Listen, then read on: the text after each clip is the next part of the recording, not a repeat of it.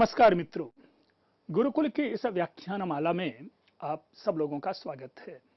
मैं डॉक्टर पंकज कुमार मिश्र आप लोगों के सामने मृच्छकटिकम लेकर के उपस्थित हूं और मृच्छकटिकम के छठे अंश को लेकर के, छठे अंक के कुछ अंश को लेकर के आप लोगों के सामने उसकी समीक्षा, उसकी व्याख्या मैं प्रस्तुत कर रहा हूं। अपना प्रसंग चल रहा है कि जो आर्यक है वह कैद से भाग करके, जेल से भाग करके निकला हुआ है, जहां उसने जेलर की हत्या कर दी है। राज्य में, नगर में एक भय का वातावरण व्याप्त है। सारे सुरक्षा कर्मियों को लगा दिया गया है, आदेश दिया गया है कि जहां जो है वो अपनी जगह पे सावधान हो जाए और जेल तोड़ करके, जेलर को मार करके भागने वाला जो ये अपराधी है इसको पकड़ा जाए। बात वहीं खत्म होती है और इसके बीच हम देखते हैं कि वही अपराधी जिसका नाम आर्यक है मंच पर आता है और मंच पर अपनी दीन दशा को प्रकट करता है, अपनी स्थिति को जस्टिफाई करने की कोशिश करता है और यह बताने की कोशिश करता है कि निरपराध उस आर्यक को जो भ्रष्ट पालक है उसने कारागार में डाल दिया है। उसके पीछे कारण यह है कि ज्योतिषियों ने भविष्यवाणी की थी कि आर्यक जो है वो राजा पालक की सत्ता का परिवर्तन करके और स्वयं राजा बनेगा, एक क्रांति के माध्यम से, एक विद्रोह और विरोध के माध्यम से। परिणाम यह हुआ कि जो पालक, जिसके बारे में ज्योतिषियों ने इस प्रकार का ये संदेश दिया था, इस प्रकार की भविष्यवाणी की थी, वह पालक डर से कि मेरे राज्य का में उपद्रव ना हो जाए या मेरी हत्या ना हो जाए, इसलिए उस आर्यक को जिसके लिए ज्योतिषियों ने भविष्यवाणी की थी उसको पकड़ के कारागार में डाल देता है। उसके बाद जो आर्यक है उसका मित्र शर्विलक, जिसकी चर्चा हमने पीछे भी कर रखी है, जिनका मदनिका के साथ प्रणय संबंध था, वह शर्विलक किसी युक्ति से किसी न किसी प्रकार सहायता पहुंचा करके कैद से आर्यक को मुक्त करवाता है। इस विषय का स्मरण करते हुए जो आर्यक है उनकी आंखों में आंसू हो आता है, भावुक हो जाता है और अपनी दीन दशा का वह वर्णन करता है और अपने को जस्टिफाई करने की कोशिश करता है कि यदि भाग्य मेरे से यह काम करवाना चाहता है तो इसमें मेरा क्या दोष। हम आप सभी अपनी व्यवस्था में यही कहते हैं, अपने पक्ष में यही लेते हैं कि भाग्य को यही मंजूर है। और देखें वो पंक्ति है कि भाग्यानि में यदि तदा मम को अपराध है, यानी मेरा भाग्य ही ऐसा है तो मम यानी मेरा फिर कौन सा अपराध है। भाई भाग्य का ही यह रचा हुआ है, भाग्य ही यह खेल खेलना चाहता है, भाग्य ही चाहता है कि पालक अपनी सत्ता से च्युत हो और भाग्य ही चाहता है कि मैं आर्यक उसको सत्ता से च्युत करूं और वही भाग्य यह भी चाहता है कि मैं राजा बनूं, तो इसमें मेरा क्या दोष है। क्योंकि वन्यनाग इव संयमितोस्मि तेन तेन पालकेन, उस राजा पालक ने, यही कारण है कि जंगली हाथी की तरह मुझे बांध रखा है, मुझे कारागार में डाल रखा था। और दैवी च सिद्धिरपि लंघयितुम न शक्या, जो दैवी सिद्धि होती है अर्थात जो भाग्य के अधीन होता है उसका उल्लंघन कोई नहीं कर सकता।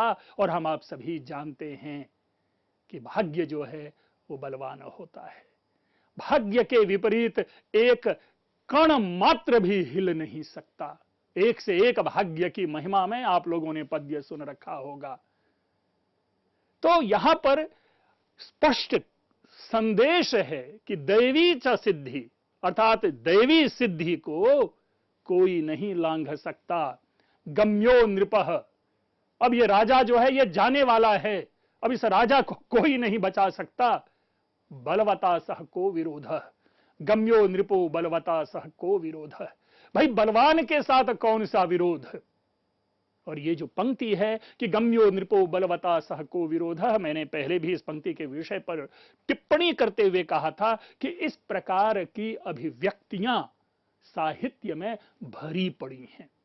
आप लोगों ने किरातार्जुनीयम के प्रथम सर्ग का स्मरण किया होगा, जहां पर स्पष्ट रूपेण गुप्तचर कहता है दुर्योधन के संदर्भ में और युधिष्ठिर की महिमा की स्थापना में कि अहो दुरंता बलवद विरोधिता, कि जो बलवानों के साथ जो विरोध है वह बुरे अंतों वाला होता है। अर्थात बलवान के साथ विरोध नहीं करना चाहिए। हे राजा युधिष्ठिर, दुर्योधन ने आपके साथ विरोध कह करके अपने अंत को उन्होंने आमंत्रित कर दिया है। उसी भाव की अभिव्यक्ति हम यहां पर पाते हैं, या यूं कहें वाइस वर्सा कि इसी भाव की अभिव्यक्ति हम वहां किरातार्जुनीयम जूनियम में प्राप्त करते हैं। तो देखिए क्या कह रहे हैं कि गम्यो नृपः बलवता सह कौ विरोध। भाई जो राजा आने वाला है या राजा जाने वाला है उनका बलवान के साथ क्या विरोध, यानी बलवान के साथ अब कई अर्थ हो सकते हैं कि यहां भाग्य चूंकि सर्वाधिक बलवान है तो ऐसे भाग्य का क्या विरोध। दूसरा अर्थ यह हो सकता है कि चूंकि मुझे राजा के विरोध में प्रजाओं का समर्थन प्राप्त है तो फिर मेरे साथ उस राजा का क्या विरोध। सामान्य एक यूनिवर्सल स्टेटमेंट बनता है कि जो बलवान होता है हम उनके साथ विरोध नहीं कर सकते। और उसी भाव की अभिव्यक्ति यहां हम ऋषिकटिकम के छठे अंक के इस दूसरे पद्य में प्राप्त करते हैं। मंच पर परिक्रमा कर रहा है आर्यक, देख रहा है और अलग अलग जगहों की स्थापना करते हुए अचानक उसकी नजर एक ऐसी जगह पर जाती है जो देख करके वो एक बड़ा ही एक दीन दशा को प्राप्त होता है और उस घर का वर्णन करने लगता है और कहता है इदम गृहम भिन्नम अदत्त दंड। भिन्नम इदम गृहम, अरे ये घर जो है ये तो पूरी तरह से भिन्न प्रतीत हो रहा है। अदत्त दंड, इसके दो प्रकार से अर्थ करेंगे। जो टीकाकारों ने अदत्त दंड का अर्थ किया है कुंडा नहीं लगा होना। जैसे हम आप अपने घर को बंद करके रखते हैं और पीछे से कुंडा लगा के रखते हैं, तो वहां पर कहते हैं कि मानो इस घर में कुंडा नहीं लगा हुआ है। लेकिन मैं कभी कभी इससे और आगे जाकर के सोचता हूं कि घर की दंड के बिना, लाठी के सहारे के बिना उस घर का कोना धसा हुआ है, क्योंकि तभी और गरीबी प्रकट होगी। कुंडा नहीं लगा होना कोई गरीबी का प्रतीक नहीं है, लेकिन बिना बांस या बिना किसी लकड़ी के सहारे कोई घर होना, अर्थात घर का हिस्सा झुका होना, तो वहां पर अदत्त दंड जो है इसका विशिष्टार्थ स्थापित होता है। और क्या है उस घर की दशा, तो कहते हैं विशीर्ण संधि। मित्रों, जब घर हम बनाते हैं तो उनके जोड़ होते हैं, कई प्रकार के जोड़ होते हैं। कोने पे जोड़ देते हैं या ऊपर दीवार के ऊपर में जोड़ते जोड़ते जोड़ पड़ते हैं। तो वो जो जोड़ जहां जहां है वो गल पच रहे हैं, अर्थात बहुत ही जो पकड़ है घर के दीवारों की वो ढीली हो चली है। महाकपाट, केवल जो कपाट है, द्वार जो है, वो गेट जो है वो बड़े बड़े गेट मात्र हैं। ध्रुवम कुटुंबी, अर्थात निश्चय ही कुटुंबी, यानी जो गृहस्थ होगा, इस घर का जो मालिक होगा, ये जिसका घर है, वह व्यसनाभिभूताम, अर्थात किसी संकट के कारण मम कह रहा है दशाम प्रपन्न, इस दशा को प्राप्त हुआ है। अर्थात इस घर में रहने वाला कोई व्यक्ति बहुत अच्छा व्यक्ति होगा, बहुत बढ़िया व्यक्ति होगा, लेकिन मम तुल्य भाग्य, मेरे ही समान उसका भी भाग्य होगा, जिस भाग्य के कारण इस संकट में यह व्यक्ति आज पड़ा हुआ है और उसकी ऐसी दीन दशा है। अब यहां पर भी सोचना है कि एक और तो गृह का निर्माण हो रहा है, वो घर की चर्चा की जा रही है कि घर की दशा कैसी टूटी फूटी पड़ी है, तो आर्यक के समान कैसे भाग्य, जो आर्यक है उसके समान कैसे इसका भाग्य हो गया। तो अब आर्यक की ही उस दीन अवस्था के साथ हम जोड़ेंगे अदत्त दंड, विशीर्ण संधि, महाकपाट, व्यसनाभिभूतम आदि ऐसे शब्दों को, कि जिस प्रकार जीवन के उच्चावच को, जीवन के उत्थान पतन को जिस प्रकार उस पालक ने झेला है, कदाचित उसी प्रकार का उत्थान पतन, उसी प्रकार की दीन दशा को यह व्यक्ति झेल रहा है जिसका यह घर है। बेचारा खड़ा होकर के उस घर का मुआयना, उस घर को जानने समझने की कोशिश कर रहा है। किसी बीच फिर पीछे से आवाज आती है, यातम गावो यातम, अर्थात कोई बैलगाड़ी वाला आ रहा है और वो फिर से कह रहा है कि चल रे बैल चल चल। आर्यक का कान उधर जाता है, आकर्ण्य देखेंगे, सुन करके अये प्रवहणम इत एवाभिवर्धते, ये जो गाड़ी है वो गाड़ी इधर की ओर ही आ रही है। फाइन, ठीक है कि ये गाड़ी जो है ये इधर की ओर ही आ रही है। अब दोनों बातें हो सकती है कि यदि गाड़ी खाली है तो मैं चुपके से उसमें छिप जाऊंगा, लेकिन यदि गाड़ी में कोई आ रहा है, कोई महापुरुष है, कोई बड़ा है, कोई अफसर है, तो फिर मुझे सावधान होना पड़ेगा। तो वह द्वंद्व है, लेकिन द्वंद्व के माध्यम से उस गाड़ी को देख करके वो समझ जाता है कि वो गाड़ी उसके अनुकूल है।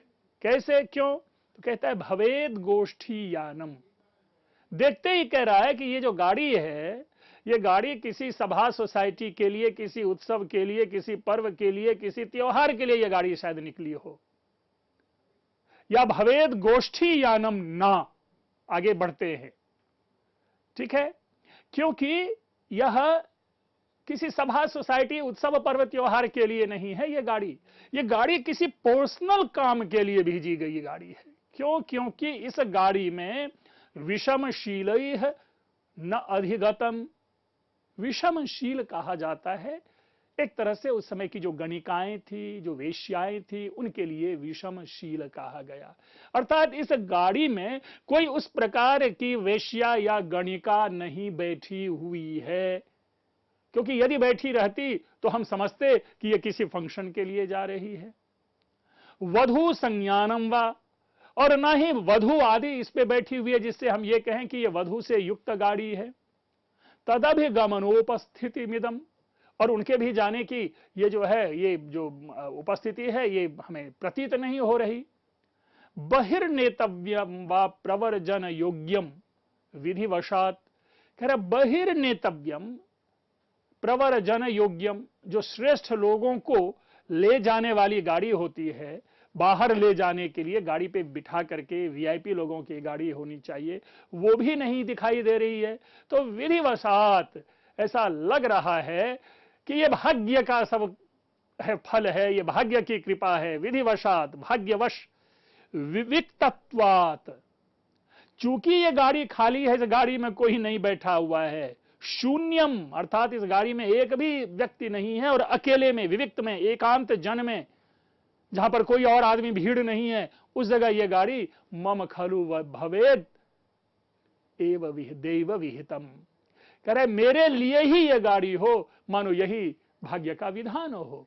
दैव विहितम भवेत, अर्थात यह भाग्य की कोई खेल है, भाग्य की कोई क्रीड़ा है, भाग्य का कोई खेल है। किस तरह से खाली गाड़ी यहां पर उसने भेज दी है, क्योंकि यह गाड़ी तो स्पष्ट है कि किसी अन्य कार्य के लिए नहीं है, ना तो उसमें वीआईपी लोग बैठे हुए हैं, ना ही यह गाड़ी ऐसी प्रतीत हो रही है कि किसी गणिका को ले जाने वाली है, ना ही वधु जो है बहुओं को ले जाने वाली गाड़ी होती है, नवविवाहिता को, तो वो भी नहीं है इसमें।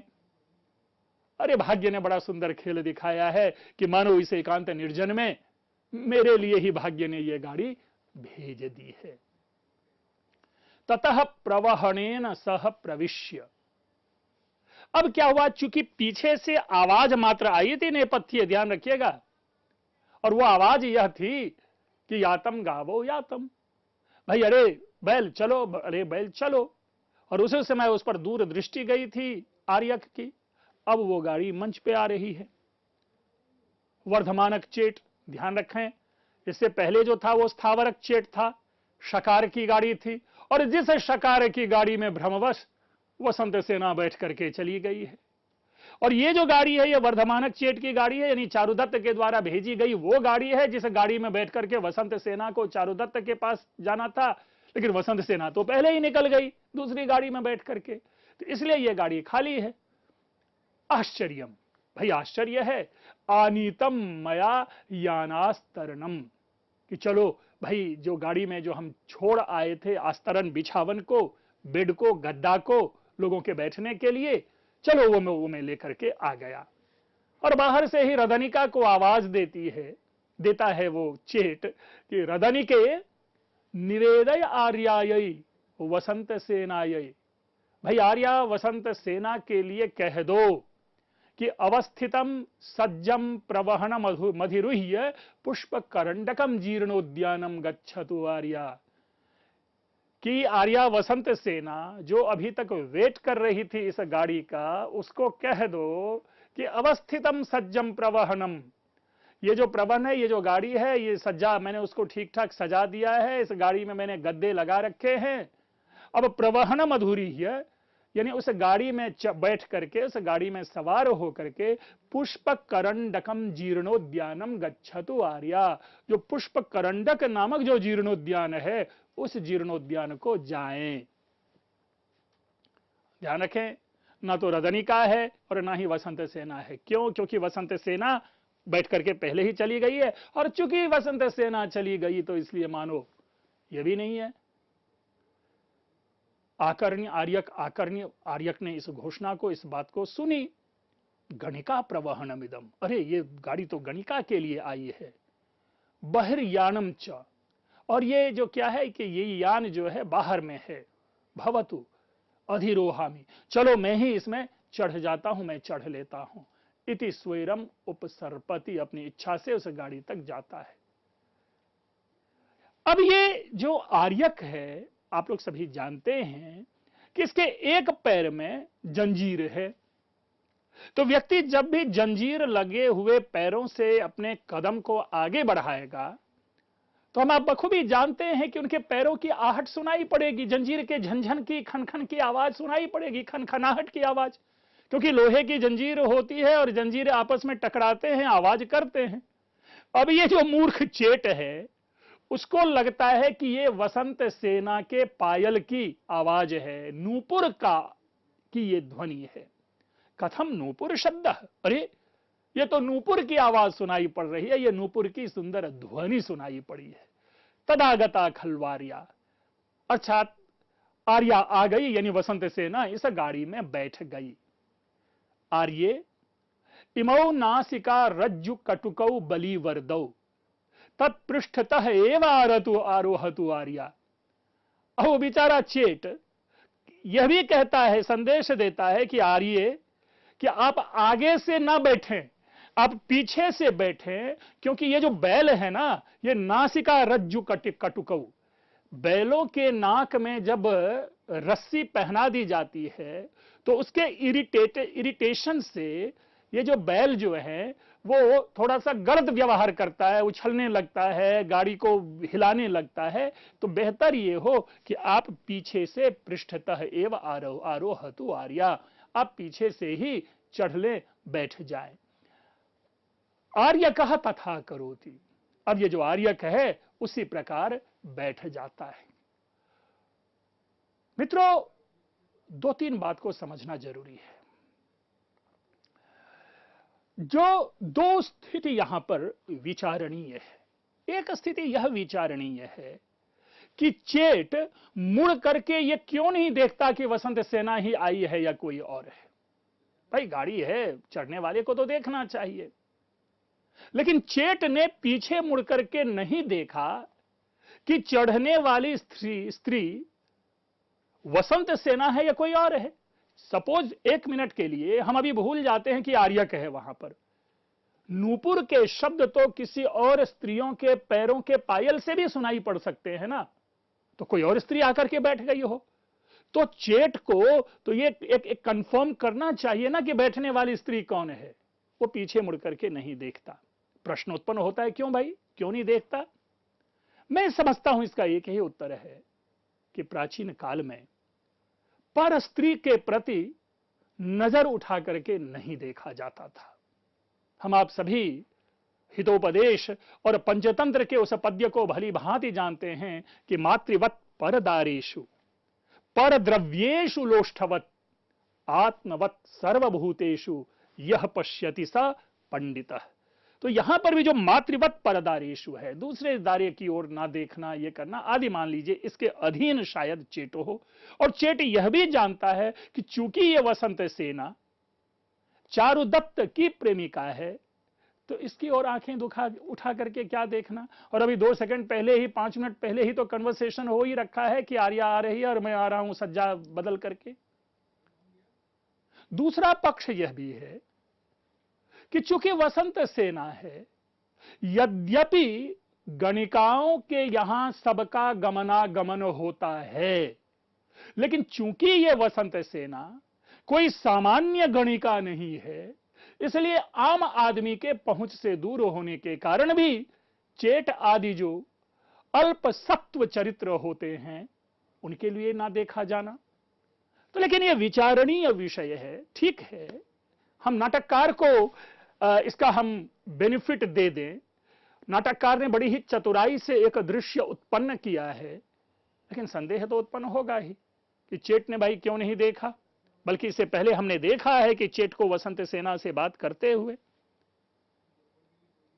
तो चूंकि जो मनोरंजन होता है उस मनोरंजन के विषय को परिवर्धित करने के लिए तर्क नहीं लाए जाते, तो मैं समझता हूं यहां पर इस प्रकार भी, यद्यपि मैंने व्याख्या कर दी, यद्यपि मैंने उपाय बताया, लेकिन हम साहित्य में इस प्रकार के मनोरंजन के लिए तर्क प्रायशः नहीं करते। तो आइए हम लोग जहां पर थे कि आर्यक जो है वो उसी प्रकार पीछे से उस गाड़ी में बैठ जाता है।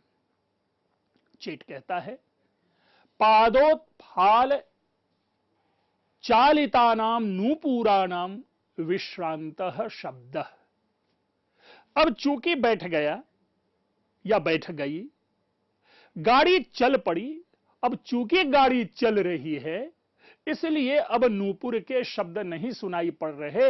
नूपुर के शब्द तो इसलिए सुनाई पड़ रहे थे कि वसंत सेना पैदल चल करके गाड़ी पर चढ़ने आई थी। चढ़ने के बाद पादोत्फाल चालिता नाम, अब क्या हुआ कि वो चढ़ गई है और गाड़ी चल पड़ी है, और गाड़ी चलने के कारण नूपुर के शब्द शांत हो गए हैं और भाराक्रांतम च प्रवहनम, और गाड़ी भी भारी हो गई है। अर्थात वसंत सेना के बैठने के कारण जो पहले गाड़ी हल्की लग रही थी वो गाड़ी अब भारी हो गई है। तथा तर्कयामि सांप्रतम आर्यया रूढ़या भवितव्यम, इसीलिए मैं तर्क करता हूं कि आर्या अब इसमें बैठ गई है। मित्रों, मैंने इसी विषय को लेकर के अभी इससे पूर्व आप लोगों के सामने एक प्रश्न उत्पन्न किया। यहां पर भी देखिए जो क्रियापद प्रयोग है वो कहता है तर्कयामि, विनिश्चिनोमि नहीं कह रहा, जानामि नहीं कह रहा, अवबुद्धम शब्द नहीं प्रयोग कर रहा है। मैं तर्क करता हूं, मैं ऐसा एज्यूम करता हूं, और यदि न्याय की भाषा में लें तो मैं ऐसा इन्फर करता हूं। तो with the help of inference that चेट is deciding that she is none other than, not other than Vasantasena. मैंने पहले ही कहा था कि तर्क नहीं होना चाहिए, बल्कि चेट को पीछे मुड़ करके देख लेना चाहिए था कि उसमें बैठने वाला व्यक्ति कौन है। चलिए तद गच्छामि, तो इसलिए मैं अब चलता हूं। यातम गावो यातम, चलो रे बैल चलो, गाड़ी चलो। और इस प्रकार से मंच पर एक अभिनय दिखाएगा कि भाई वहीं पे मुड़ करके अभिनय के माध्यम से इस चीज को एस्टैब्लिश करेंगे। प्रविश्य, अब फिर वो मंच पर आता है कि एक नया चरित्र हमें दिखाई देता है। नया नहीं बल्कि दो कह सकते हैं कि पेड़ से हैं, वीरक और चंदनक। ये दोनों भी एक महत्वपूर्ण कह सकते हैं, यद्यपि गौण चरित्र है लेकिन इनकी भी एक महत्वपूर्ण भूमिका है। वीरक कहता है, अरे रे अरे, जय जयमान चंदनक मंगल पुष्प भद्र प्रमुखा। अरे भाई सुन लो, जय जयमान चंदनक मंगल पुष्प भद्र आदि जितने भी श्रेष्ठ रक्षक हैं, जितने भी आज लोग हो, वे जरा ध्यान से सुन लो या सावधान हो जाओ। यहां पर हम देखते हैं कि नाम है, और इस आधार पर हम प्राचीन कालीन कुछ जो सामाजिक नाम है उसको भी समझ बैठते हैं। एक नाम है जय, आज भी चलता आ रहा है, जयमान आज भी चल रहा है, चंदनक आज भी चल रहा है, मंगल आज भी चल रहा है, और पुष्पभद्र, ऐसे ये जो नाम है वो आज भी ये नाम चले आ रहे हैं। प्राचीन काल में समाज में ऐसे ही नाम रखे जाते थे। और कहते हैं, किम स्थ विश्रब्धाः यह स गोपाल दारको बद्धः भित्वा समम व्रजति नरपति हृदयम च बंधनम चापि। भाई शांत हो जाओ, तैयार हो जाओ, प्रिपेयर्ड हो जाओ। उस गोपाल दारक को बांधने के लिए कहां हो, सबके सब सावधान हो जाओ, जेल से छूटे हुए उस अपराधी को बांधने के लिए। मित्रों, आर्यक पकड़ा जाएगा या आर्यक पकड़ा नहीं जाएगा? वसंत सेना कहां पहुंचेगी? वसंत सेना की नियति क्या होने वाली है? इन सारे विषयों पर विमर्श हम अपने अगले व्याख्यान में रखेंगे। अभी तक आप लोगों ने जो सुना और ध्यानपूर्वक सुना, उसके लिए आप लोगों को बहुत बहुत धन्यवाद।